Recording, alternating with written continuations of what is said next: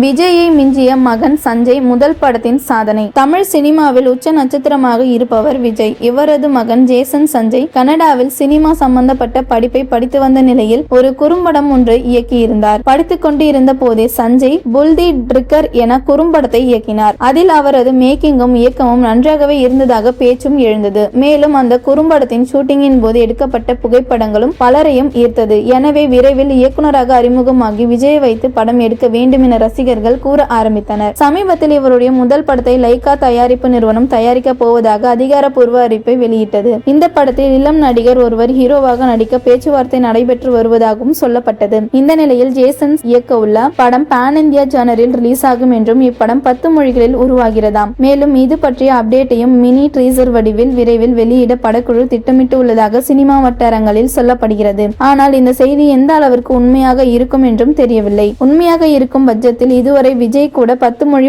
படங்களில் நடிக்கவில்லை. ஆனால் அவரது மகன் முதல் படத்திலேயே பான் இந்தியா இயக்குநராக மாறியிருப்பது ஆச்சரியத்தை ஏற்படுத்தி உள்ளது.